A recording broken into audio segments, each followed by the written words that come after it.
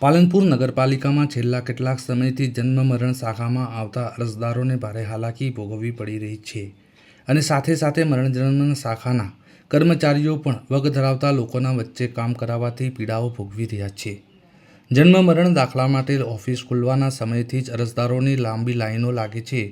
અરજદારો માટે નગરપાલિકા દ્વારા કોઈ બેસવા અથવા છાંયડા તેમજ પાણીની કોઈ વ્યવસ્થા નહીં કરાતા અરજદારોની પીડામાં વધારો જોવા મળી રહ્યો છે। અધિકારીઓ એસીની ઠંડકમાં બેસી કામ કરતા હોવાથી સામાન્ય અરજદારો સૂર્યપ્રકાશના તાપથી બળી જતા જોવા મળે છે। અધિકારીઓને તાપમાં બળતા અરજદારોની વેદના સમજવી જોઈએ, જરૂરી વ્યવસ્થા કરવી જોઈએ અને ઉતાવળા કામ કરતા હોવાથી કેટલાક દાખલાઓમાં નાની મોટી ભૂલના કારણે અરજદારો ભારે હાલાકી ભોગવી રહ્યા છે। તેમની પીડાને સમજવા ચીફ ઓફિસરે અરજદારો માટે વ્યવસ્થા કરવી જોઈએ અને કર્મચારીઓને પણ વ્યવસ્થા મળી રહે તે દિશામાં આદેશ કરવા જરૂરી બની રહ્યું છે।